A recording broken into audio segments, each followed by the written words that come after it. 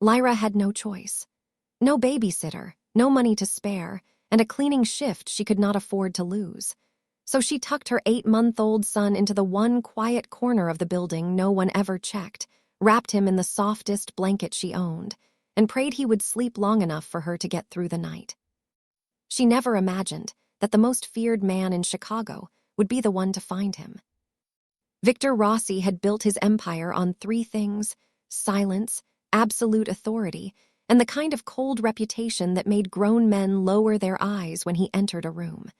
His penthouse office was not just a room. It was a warning.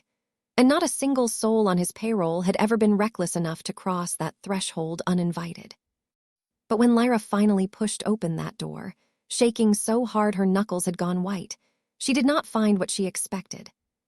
She found Victor Rossi, the man whose name alone had ended careers, shattered deals, and unsettled entire organizations, sitting completely still in the low light of the room, with her infant son cradled against his heavily tattooed forearm. And he was not angry. He was not reaching for his phone to have her removed. He wore an expression she had never seen on a man built like that, something that sat quietly on his face like grief that had finally found a door to walk through. What Victor had been carrying alone for years, a wound so deep that no amount of power had ever come close to closing it, was about to be reached by a child who could not yet say a single word. When a desperate mother and the most dangerous man in the city collide in the wrong place, at the wrong time, for the most unlikely reason imaginable, sometimes what follows is not destruction. Sometimes it is the only real chance either of them ever had to finally feel something again. If this story moved you, go ahead and hit that like button and subscribe so you never miss a story. And drop us a comment telling us where in the world you are listening from right now. Chicago in January does not ask for your opinion. The cold arrives like a landlord, early, unwelcome, and completely indifferent to whatever you happen to be going through.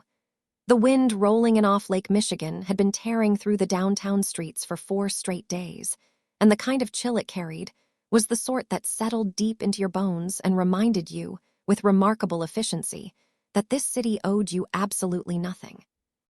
Lyra Voss had learned that lesson early in life. She stood on the pavement behind Rossi Tower, one of the tallest privately owned commercial buildings on the north side, with her son Cale pressed against her chest, and her jaw set in the particular way it always was when she had already made a decision she was not entirely proud of. Cale was 8 months old, round-cheeked and remarkably calm, and he had not made a single sound since they left the apartment 2.5 blocks east. He simply watched the world from the fold of his mother's arms with those wide, considering eyes of his, as though he could sense exactly how fragile the moment was and had quietly decided to cooperate. Honestly, for a baby, his timing was impeccable. The trouble had started at 6:15 that morning. Her phone had buzzed on the nightstand, and before she even looked at the screen, something in her stomach had already tightened. "Lyra, honey, I am so sorry." It was Dora, her upstairs neighbor, 63 years old, and the closest thing to a consistent childcare arrangement that Lyra had managed to hold together across 8 months of single motherhood. "My knee locked up again in the night. I can barely make it to the bathroom. I cannot take him today, sweetheart." Lyra had sat on the edge of her bed in the gray morning light and said nothing for a moment. Not because she was angry at Dora, she was not. But she needed exactly 3 seconds to keep her voice from doing something embarrassing before she spoke. "It is okay, Dora, please rest. I will figure it out." She had called 4 other numbers after that. The first went straight to voicemail. The second was out of town until Thursday. The third quoted her $45 for the day, which would have been perfectly reasonable if Lyra had $45. She had $11.70 in her account until Friday, and she knew that figure with the grim, practiced precision of someone who had been counting every cent for the better part of a year. The fourth number was saved in her phone under the name Emergency Backup Babysitter, a title she had assigned with considerably more optimism than the situation had ever actually earned her. That one laughed, not cruelly, but laughed nonetheless. Calling in sick was simply not a possibility. Sandra Mayle, the floor manager of Rossi Tower's contracted cleaning division, was a woman who communicated warmth the way a filing cabinet communicates warmth, which is to say, not remotely. She had pulled Lyra aside 3 weeks prior, at the end of a shift, and delivered the information in the flat, unhurried tone of someone reading a lease agreement aloud to a person they did not particularly expect to understand it. 2 absences. Sandra had looked at her clipboard rather than at Lyra when she said it. That is what the terms of your placement allow. You have used both of yours. She had paused just long enough for the silence to do its work. A third will result in immediate termination. No appeal, no grace period. I want that to be entirely clear. It had been entirely clear. The rent on her small 1-bedroom on the west side was due in 6 days. The electricity bill came before that. And Cale's formula, the specific brand that did not send his stomach into open revolt, cost more per tin than Lyra earned in 3 hours of work. She had done the arithmetic on all of it so many times that the numbers had stopped frightening her. They simply sat there, flat and immovable, like a wall she was required to scale every single week of her life. So she had done what any mother with 0 options, and a shift beginning in 20 minutes would do. She had bundled Cale into his warmest fleece, packed the small canvas bag with 2 bottles, a clean set of clothes, his favorite soft toy, a slightly battered giraffe named, with characteristic toddler logic, and enough nappies to last through the night. She had pulled her navy cleaning uniform on in the hallway to save time, swung the bag over her shoulder, and walked through the biting January air with her head down and her mind already moving through the floor plan of the building's lower service corridor. There was a supply room on the basement level. She had clocked it in her 2nd week on the job, tucked behind the laundry staging area, past the trolley park, far enough from the main corridor that the foot traffic never reached it unless someone needed extra mop heads or a replacement bin liner. The building was large enough that entire corners of it simply went unnoticed. This was one of them. It was not a plan, exactly. It was a calculation assembled entirely from desperation and very little else. But as Lyra pushed through the service entrance into the humming warmth of the lower corridor, the fluorescent lights steady and indifferent above her, she pressed her lips briefly to the top of Cale's head and told herself the only thing that was keeping her upright in that moment. Just get through the shift, 8 hours, then go home, put him down, and deal with tomorrow when it comes. She had absolutely no idea that tonight, tomorrow intended to arrive for her far sooner than she was prepared for. The supply room was exactly as Lyra had remembered it. Small, warm from the building's heating pipes, and completely forgotten by everyone except the maintenance crew who restocked it on Tuesday mornings. A single bulb burned above a metal shelf stacked with cleaning supplies, folded tablecloths, and 2 large boxes of bin liners that had apparently been sitting there long enough to collect a respectable layer of dust.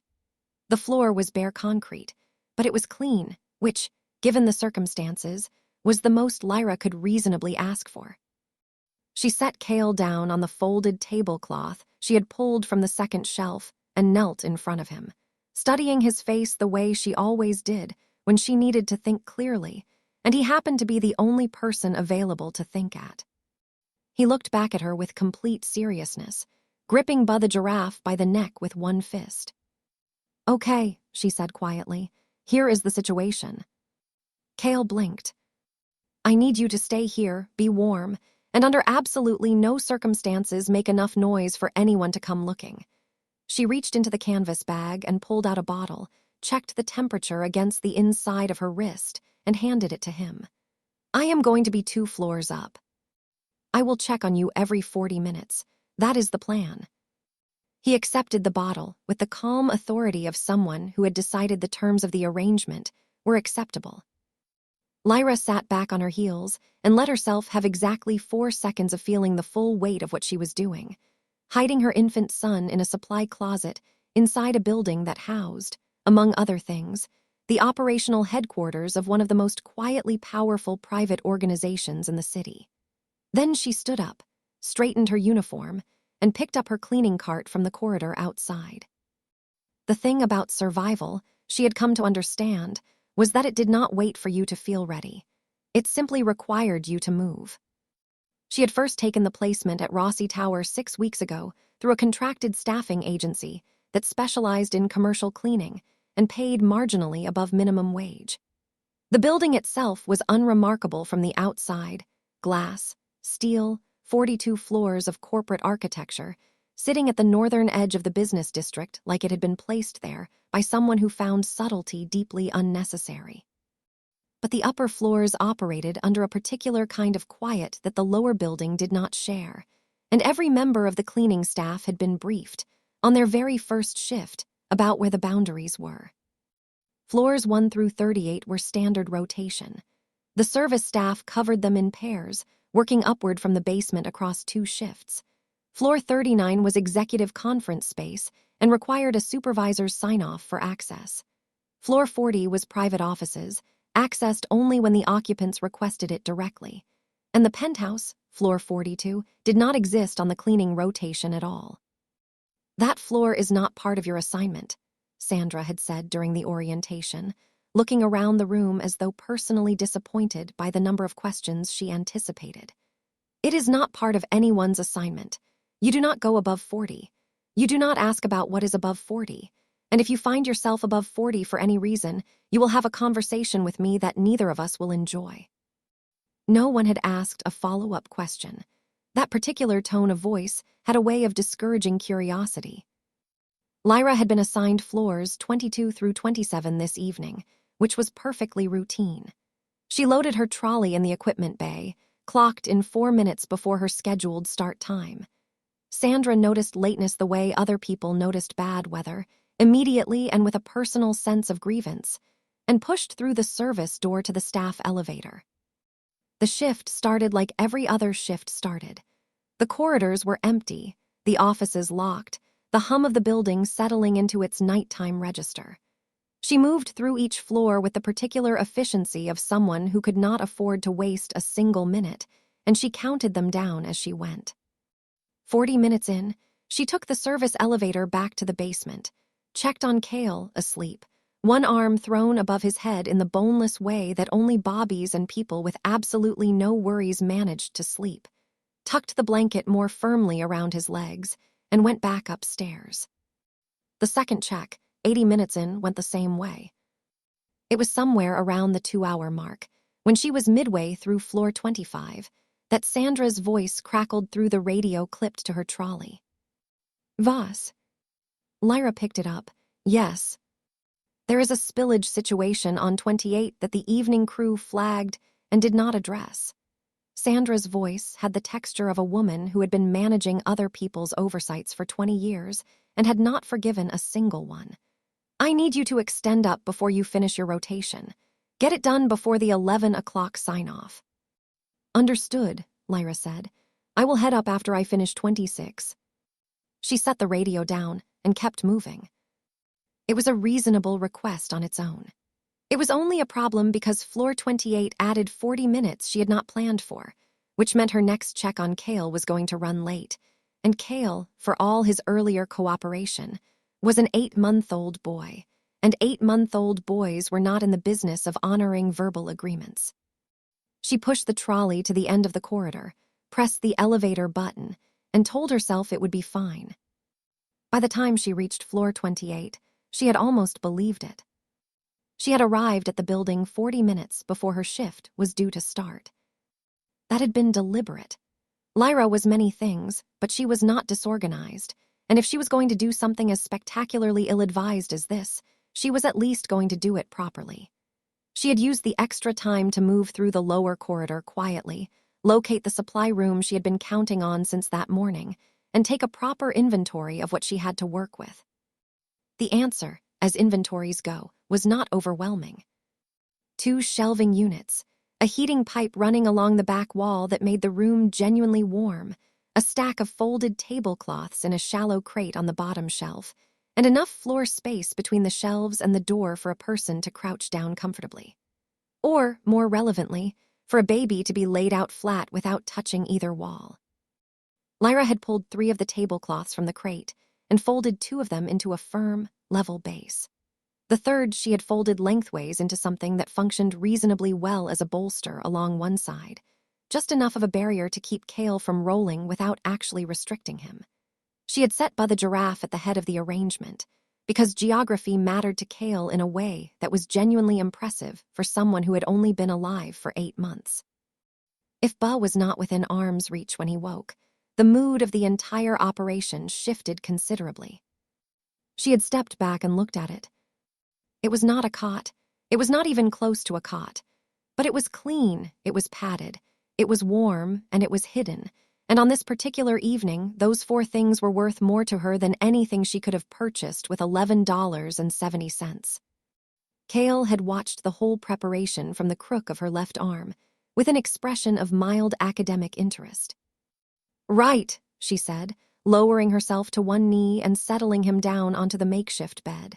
She pulled the soft fleece blanket from the top of the canvas bag and spread it over him, tucking it under his sides the way he preferred. "I need you to listen to me very carefully." Kale grabbed Ba by the ear.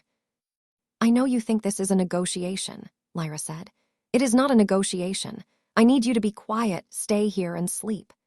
She smoothed the edge of the blanket with her thumb and kept her voice low and even the way she had learned to speak to him in the early weeks when he was still startling at sudden sounds. "I am not asking you to be perfect. I'm just asking you to be the best you have ever been, in your entire life, tonight specifically." Kale considered this, then made a small sound of ambiguous opinion and turned his face toward Ba. She took that as an agreement. She propped one bottle within his reach against the bolster, kissed his forehead once, and stood up. At the door she paused, hand on the frame, and looked back at him one more time, small and warm and impossibly trusting in the low light of that forgotten room. Then she closed the door softly behind her, picked up her trolley from the corridor, and went to work. The first hour of the shift passed without incident. Floor 22 was a row of mid-level administrative offices, and she moved through them steadily, emptying bins, wiping surfaces, running the mop through the corridor in long, even strokes. The building was quiet at this hour, just the low mechanical breath of the ventilation system and the occasional distant ping of the main elevators. She checked on Kale at the 40-minute mark. Asleep, exactly as she had left him, one arm above his head and the bottle empty beside him. She replaced it with the second one, checked his blanket, and allowed herself a single, careful exhale of relief before going back upstairs. Back on floor 23, she found herself working faster than usual, not out of panic, but out of the particular focused energy that came with having something to lose.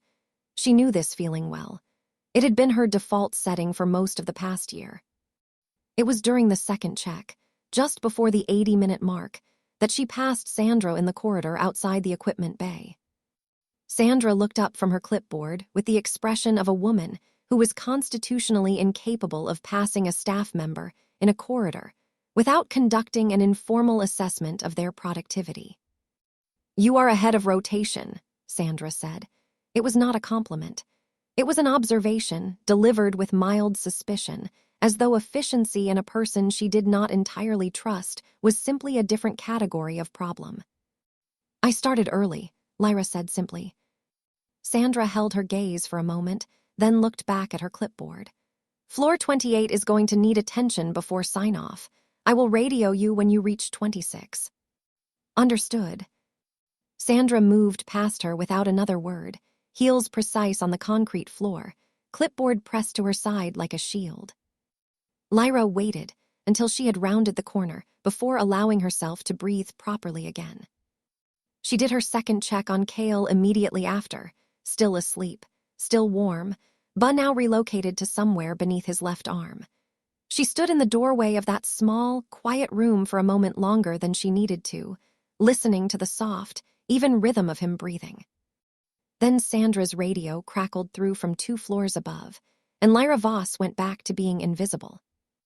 Floor 28 had not been exaggerating its situation. Whatever had spilled near the east-facing conference room had done so with considerable ambition, and whoever had flagged it for the evening crew had done so instead of actually dealing with it, which meant it had been sitting long enough to make the job noticeably less pleasant than it would have been an hour earlier. Lyra worked through it without complaint, because complaint required an audience, and she had neither the time nor the energy for one. She finished the corridor, moved through the 2 open plan sections, restocked the bathroom supplies on the north end, and was done in 38 minutes, 4 minutes ahead of what she had mentally allowed herself. Sandra had radioed once, midway through, to ask about progress. "On track," Lyra had said. "Sign-off is at 11, Sandra replied, as though Lyra had not just demonstrated she was already aware of that. "Understood." The radio had clicked off, and the floor had returned to its comfortable quiet.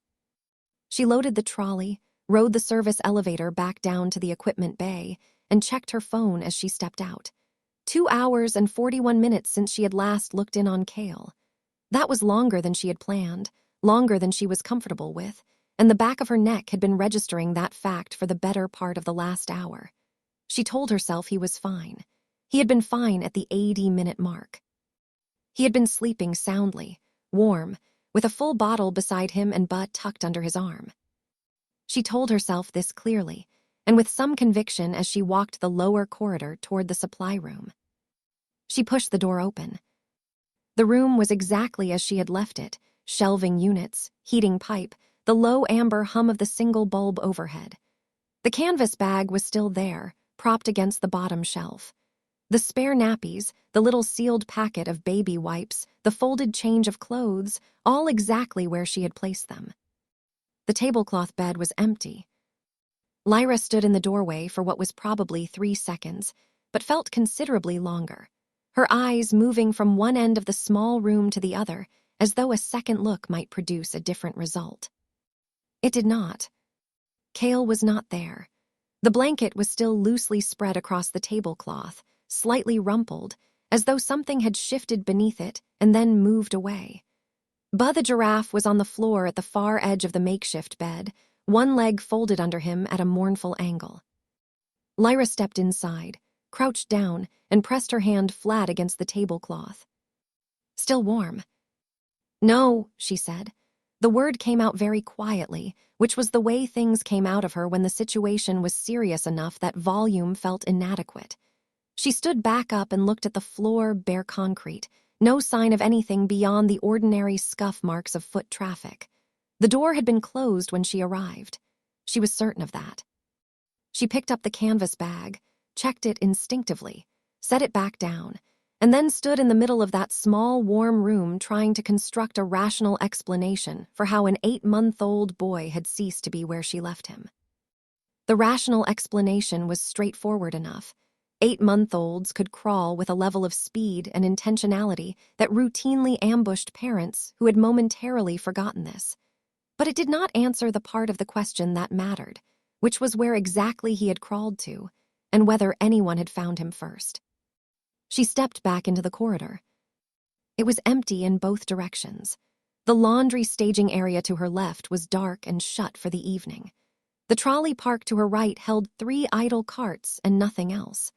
The main corridor beyond that led in 2 directions, back toward the equipment bay and staff entrance, or forward to the service elevator bank at the far end of the lower level.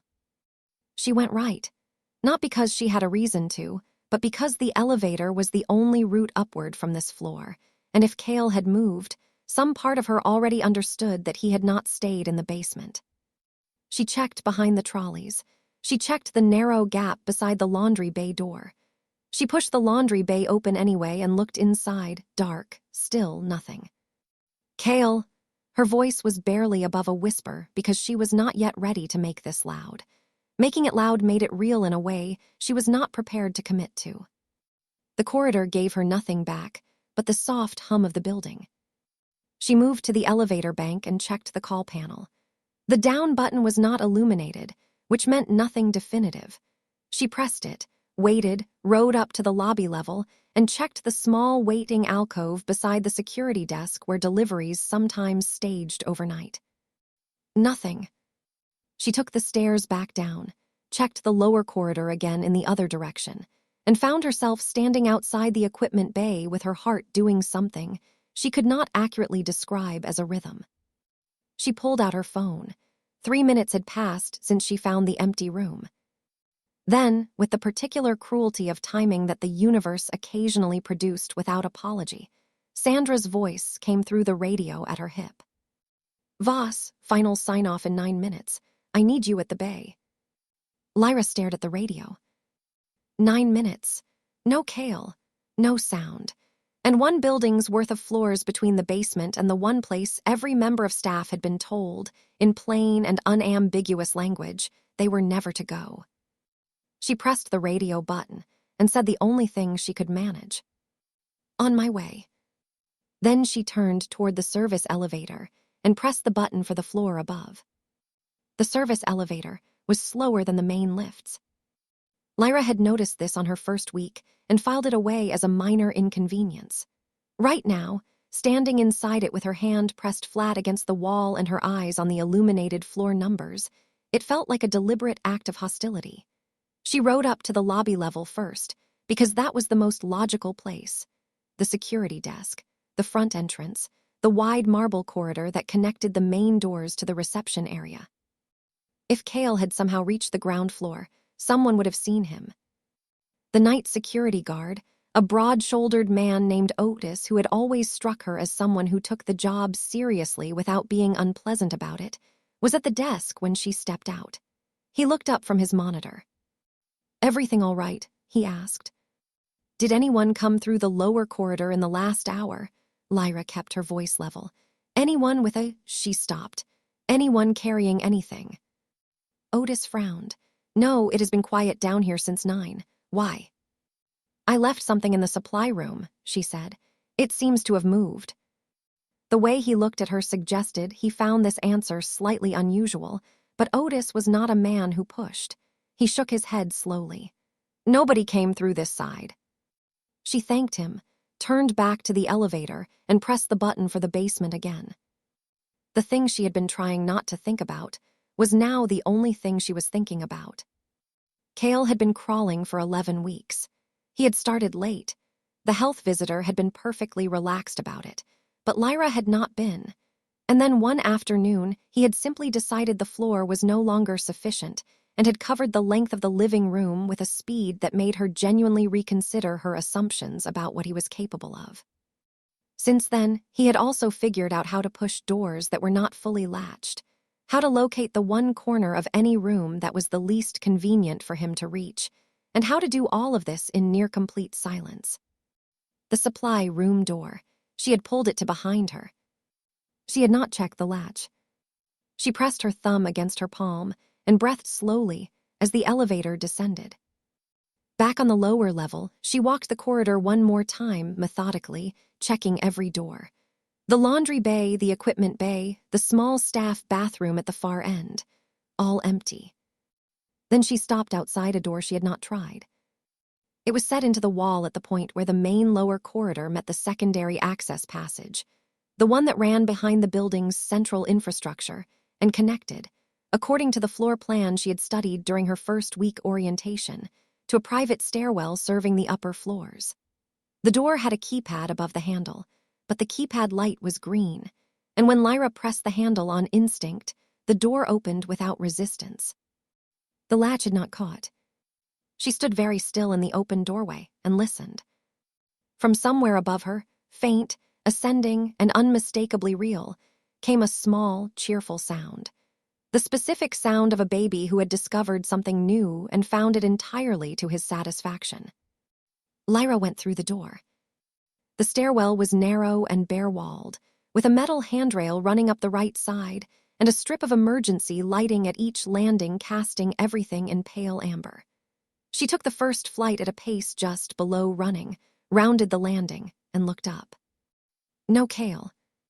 The sound came again, higher. "Please," she said, to no one in particular, and kept climbing.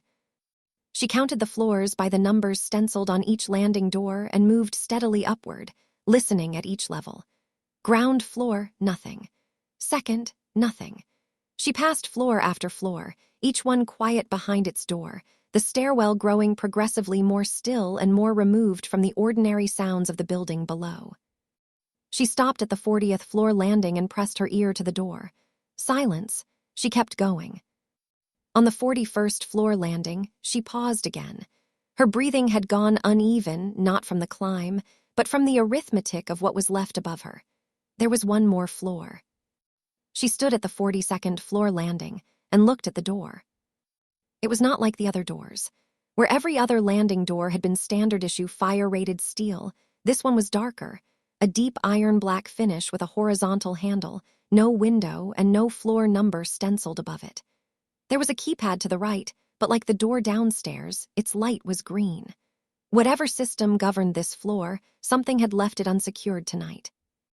There was a small handprint on the lower section of the door, barely visible, but there. The kind left by a baby who had learned to pull himself upright against any vertical surface available.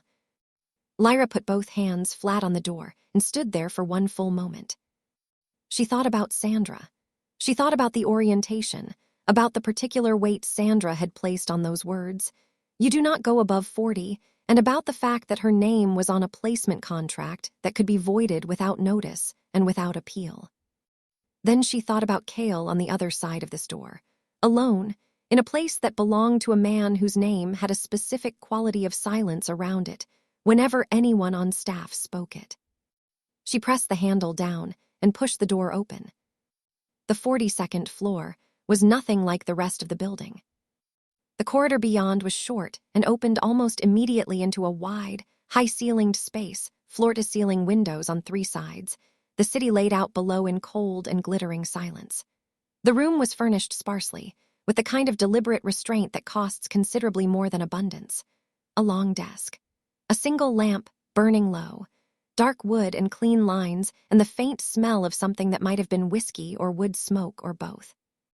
And in the center of the room, behind that desk, sat a man. He was not looking at the door. He was looking down. Lyra did not move for what felt like a very long time.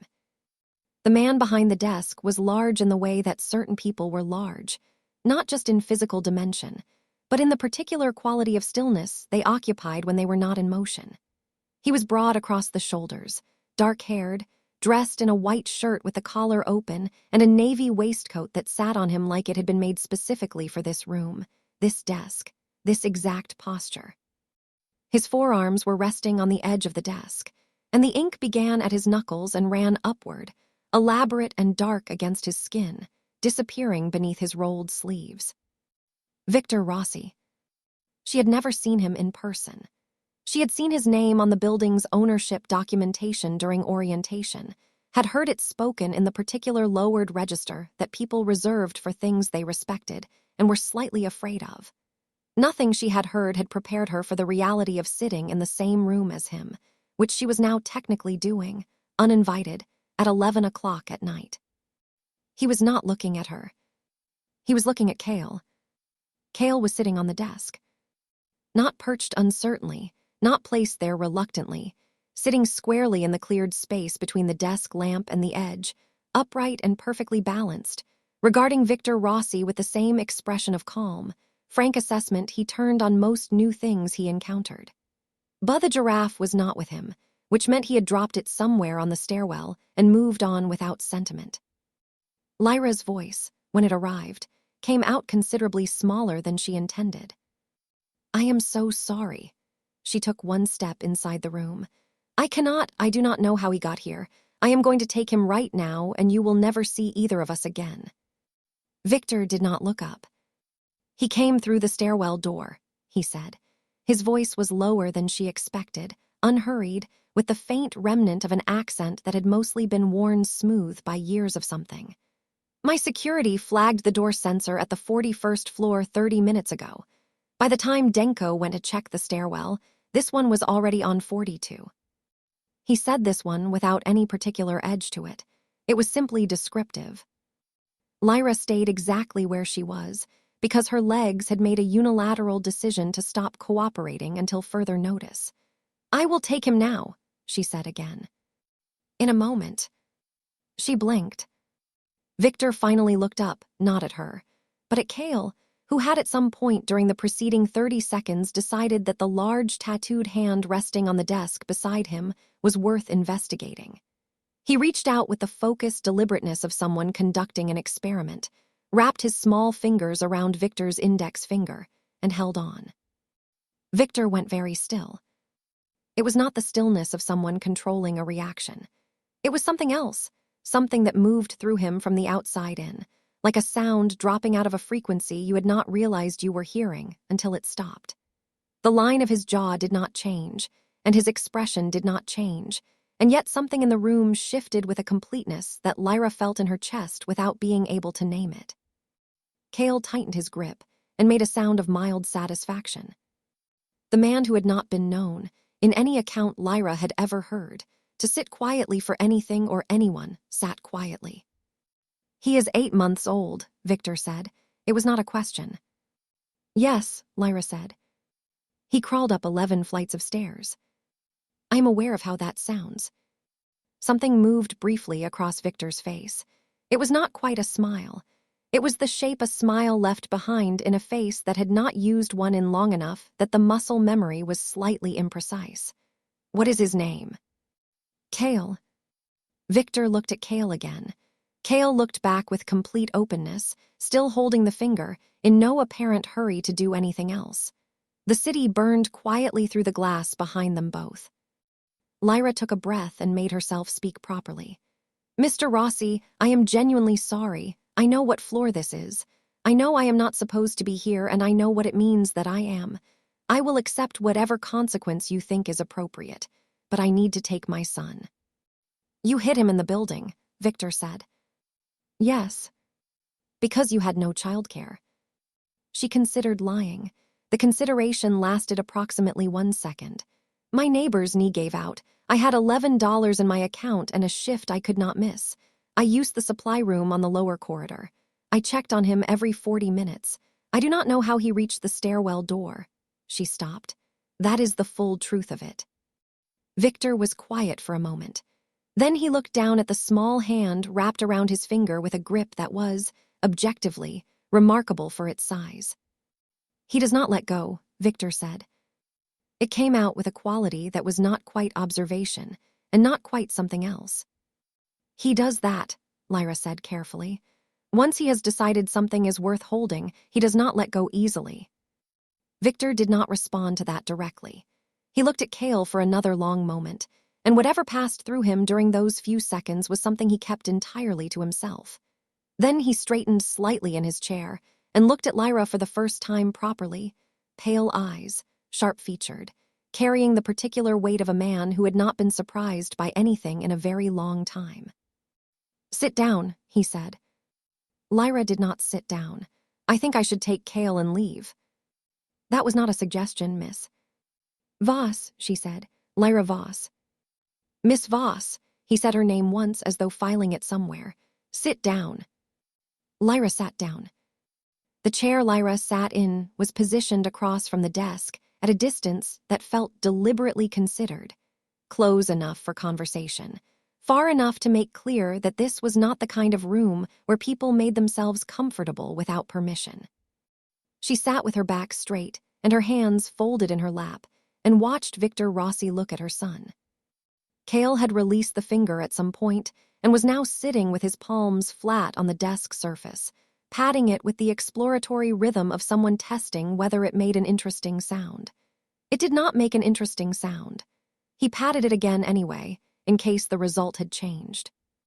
Victor watched this with an expression that was almost unreadable. Almost. "You can pick him up," Lyra said carefully. "I am aware."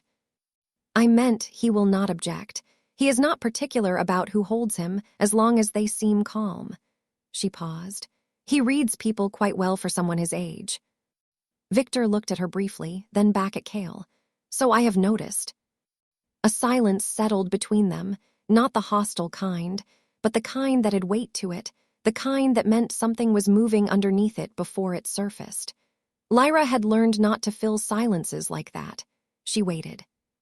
Victor leaned back in his chair, his forearms leaving the desk, and for the first time since she had entered the room he looked like something had been set down rather than held. "I had a sister," he said. Lyra did not respond. She understood instinctively that this was not the beginning of a conversation. It was the beginning of something he had been carrying alone long enough that it had started to require more space than one person could provide. "Claire," He said the name with the particular flatness of someone who had said it so many times in private that the sound of it no longer matched the feeling it contained. She was 4 years younger than me. She was also, by considerable margin, the better person of the two of us. He glanced down at Cale, who had stopped patting the desk and was now looking up at Victor with frank, uncomplicated attention. She would have found that description embarrassingly easy to believe. A short silence followed. Outside the windows, Chicago held its cold and glittering position 42 floors below. "What happened to her?" Lyra asked. "A car accident on the I-90, 18 months ago." He said it plainly, without the careful spacing of someone still managing the grief. He had moved past the stage where it needed managing. Now it simply lived in him like a room he passed through every day. She was 7 months pregnant. Lyra was quiet. Her daughter did not survive. He picked up a pen from the desk and set it down again, not fidgeting, just giving his hands something to do for the length of that sentence. Claire had already chosen a name. She had already painted the nursery. She had already decided, with the particular certainty Claire applied to everything, that the child was going to be remarkable. He looked at Cale again. She would have been about his age now. The room was very still. Cale, with the complete social unawareness of an 8-month-old, and what turned out to be exquisite timing, chose this moment to lean forward on the desk and extend one arm toward Victor with an expression of clear and uncomplicated invitation. Victor looked at the outstretched arm for a moment. Then he reached forward and lifted Cale from the desk with both hands, carefully, with the cautious competence of someone who had held an infant before, once, and remembered the basic mechanics without being certain of the finer details. Cale settled against his forearm and grabbed the lapel of his waistcoat. Victor sat there holding him with the expression of a man who had asked a reasonable question and received an answer that was larger than he had been prepared for. "She used to say," Victor continued, his voice slightly lower now, "that the problem with the people in our world was that nothing soft ever reached them." He looked down at Cale's hand on his lapel. "She thought it made them cruel in ways they did not even notice. She was not wrong." "She sounds like she was extraordinary," Lyra said. "She was the only person I have ever met who was not afraid of me." He said it without self-pity and without pride, just as a fact, the way you stated the color of a wall. Not because she did not understand what I was. She understood it precisely. She simply decided it was not the most interesting thing about me. He exhaled once, slowly. I have not determined whether that was wisdom or stubbornness. With Claire, the line was never clear. Lyra felt something shift in her chest. Not sympathy exactly, or not only that. It was the specific feeling of watching a person come briefly into focus, someone you had only seen in outline until this moment. "I am sorry about your sister," she said. "I mean that without any agenda attached to it." Victor looked at her steadily. "I know you do." Cale made a small, content sound and tightened his grip on the waistcoat lapel. The three of them remained like that for a moment.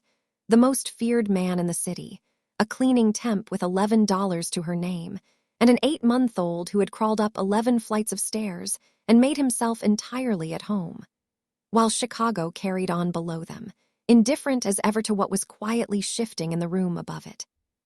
Then the door at the far end of the corridor opened, and the sound of deliberate footsteps broke the silence.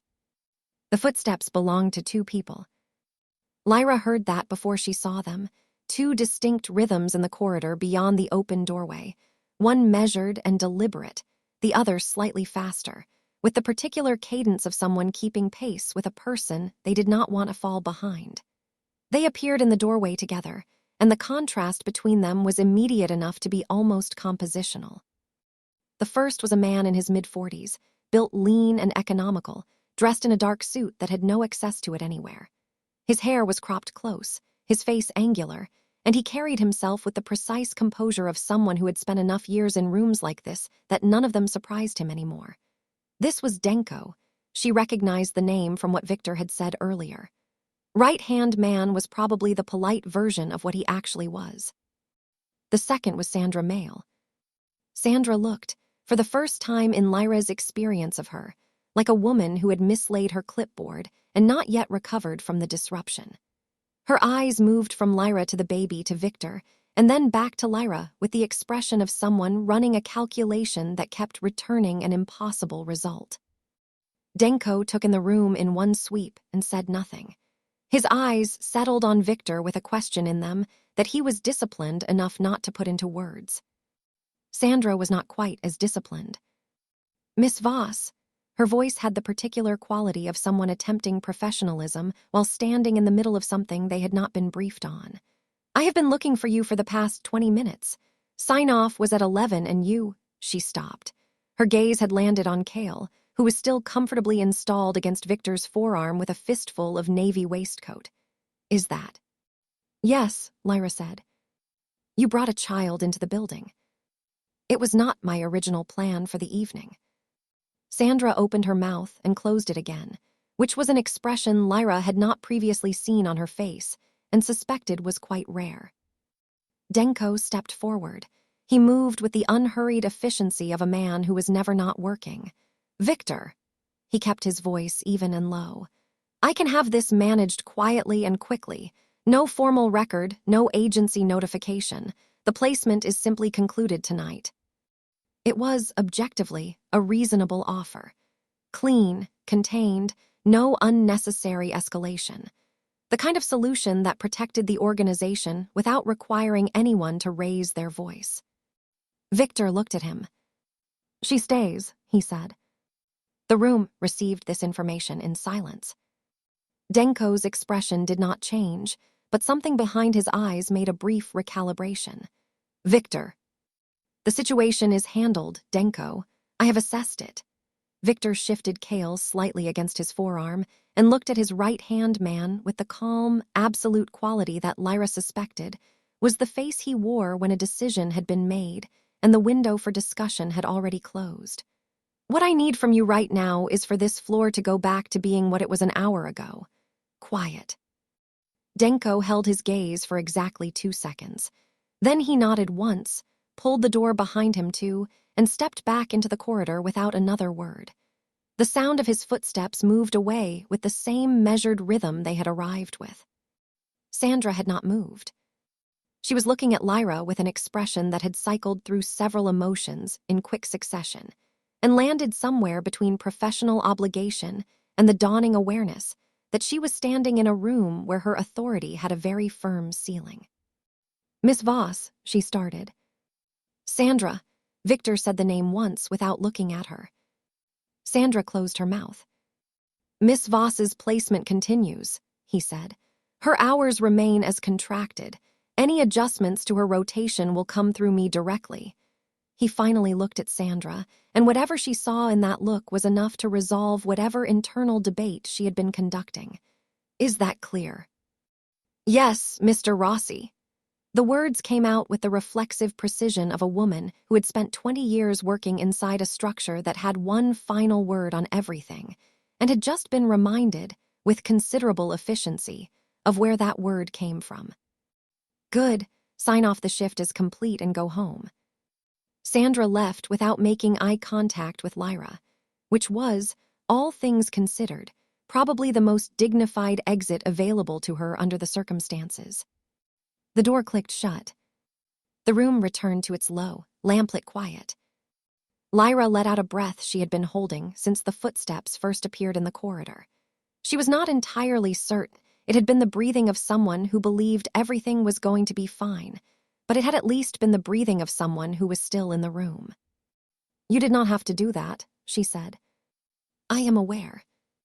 Denko's offer was reasonable, from an operational standpoint. It was.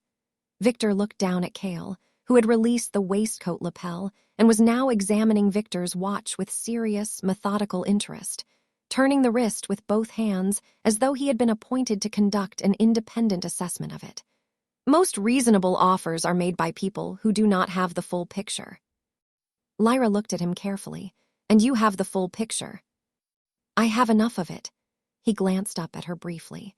A woman who checks on her son every 40 minutes and tells the truth when she has every reason not to is not a liability. She is simply someone the system has not made enough room for. Lyra had no immediate answer for that.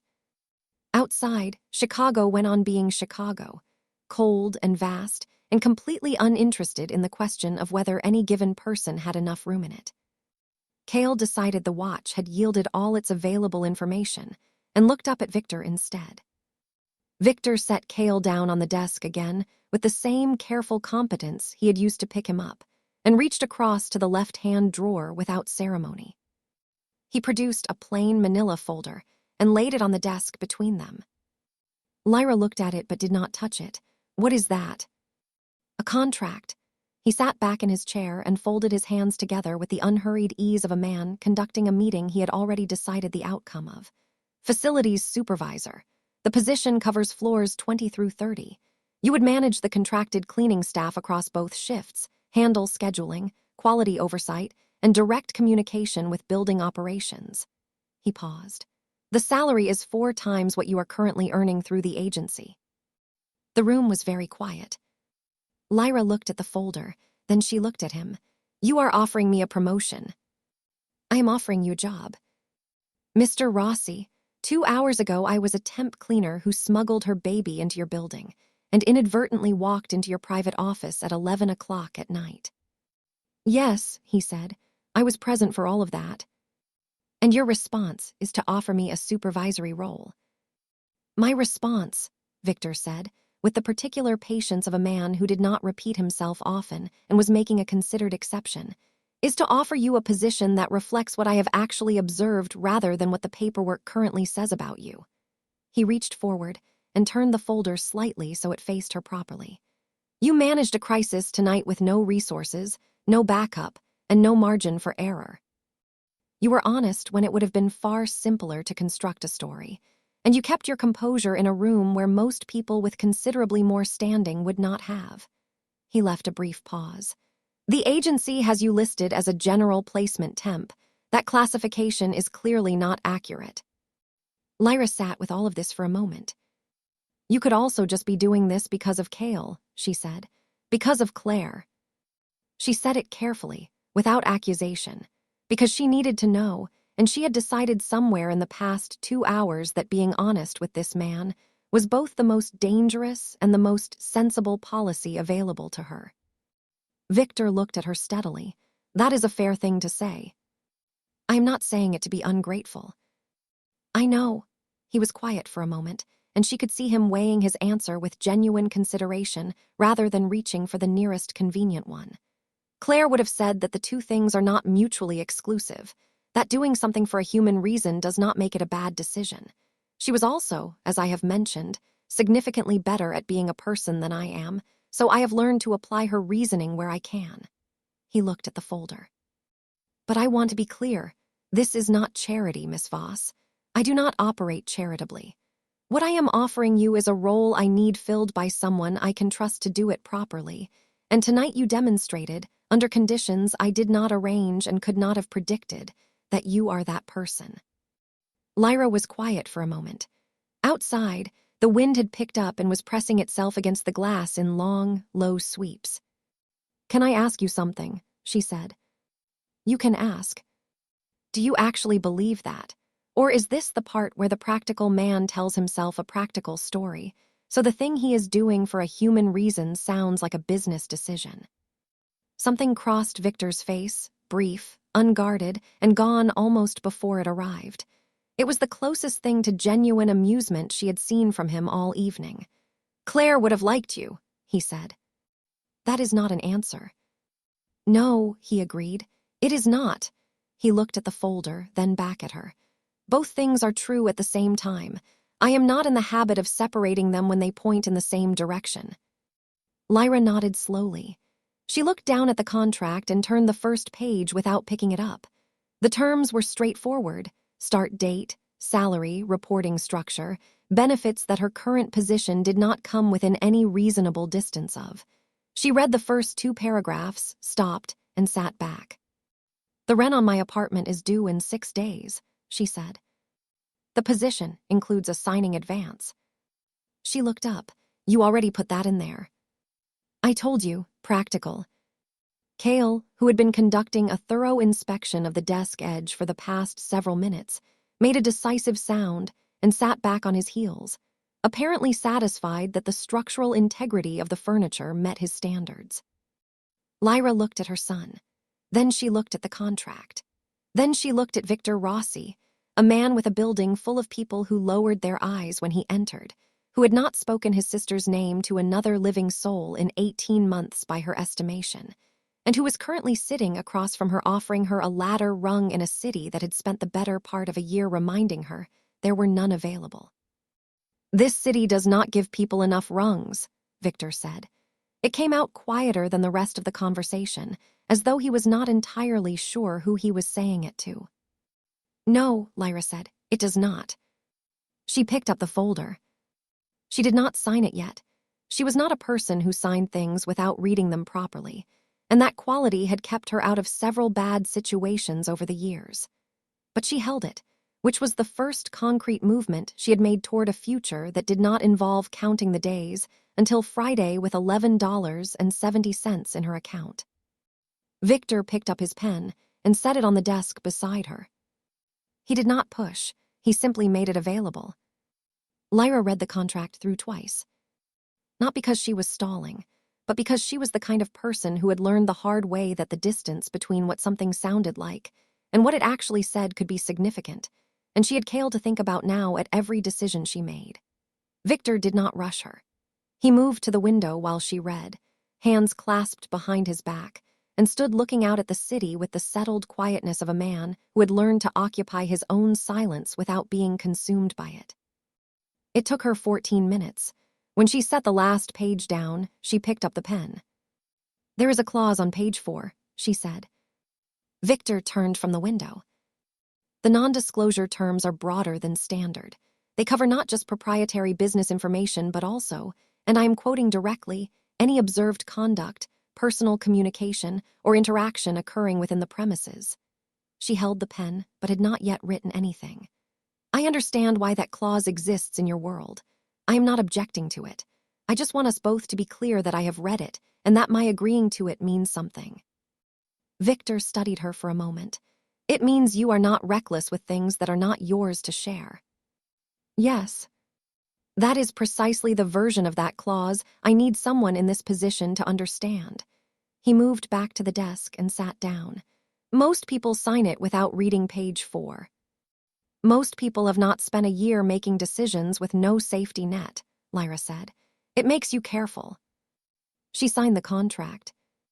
Victor took it back without ceremony and returned it to the folder.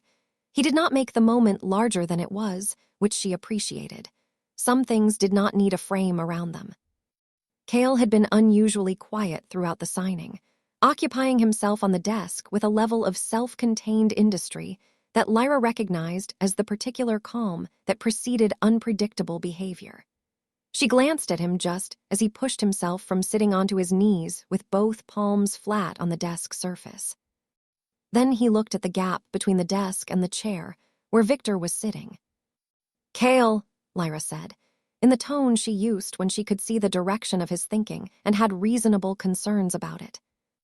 He looked at her briefly, then he looked back at Victor. Then he shuffled to the edge of the desk. "He is not going to," Lyra started. Victor moved instinctively, turning the chair forward and extending both hands to the edge of the desk, just as Cale pushed himself upright. He stood. Not assisted, not leaning, stood, with his hands releasing the desk edge and his arms coming out at either side with the instinctive, almost comedic balance of someone discovering an entirely new relationship with gravity. He stood for a full 3 seconds on his own, which was 3 seconds longer than he had ever managed before. Lyra did not breathe. Then Cale took one step forward, and another, and walked directly into Victor's hands with the complete and undefended trust of someone who had already decided, in whatever language 8-month-olds used to decide things, that this was a person worth moving toward. Victor caught him. He held him against his chest with both hands and sat very still, and the look on his face was not the complicated, half-guarded thing it had been for most of the evening. It was simpler than that. It was the look of a man who had been carrying a specific weight for so long that he had forgotten what his chest felt like without it, and was only now, in this moment, remembering. Lyra watched him and said nothing, because there was nothing adequate, and she was wise enough to know it. After a moment, Victor looked up. His voice, when it came, was level, but it had the quality of something that had been sitting in very deep water for a long time and had just reached the surface. "His first steps," he said. "Yes. In here." Apparently, he has strong opinions about location. Victor looked down at Cale, who had grabbed the collar of his shirt and was perfectly content. Claire would have had a great deal to say about the symbolism of that. What do you think she would have said? He considered the question with genuine seriousness, the way he seemed to consider most things. She would have said that the universe has an irritating tendency to make its point through the least convenient possible circumstances. He paused. And then she would have said that the least convenient circumstances are usually the only ones that actually work. Lyra smiled. It came out slightly more unsteady than she intended, which was fine, because the room had earned that. "She sounds like someone worth quoting," she said. She was. Victor looked at her, and for the first time all evening there was nothing held back in his expression, no assessment, no calculation. Just the unguarded face of a person who had been alone with something heavy for a very long time and had, through the most improbable sequence of events the city had produced in recent memory, arrived at a moment of genuine lightness. "I do not say that to many people." "I know," Lyra said. "Thank you for saying it to me." Chicago was still cold, still vast, still entirely indifferent to the personal circumstances of any individual moving through it. That had not changed and would not change.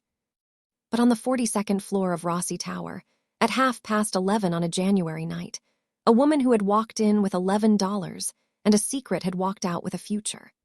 And the most feared man in the city sat holding a baby who had taken his first steps toward him, breathing in the particular and uncomplicated way that people breathe when something they had sealed off has been quietly, unexpectedly, and permanently reopened. Neither of them had planned for this. That, as it turned out, was exactly why it worked. And that, right there, is proof that the most unlikely moments carry the heaviest meaning. A mother who had nothing left to lose.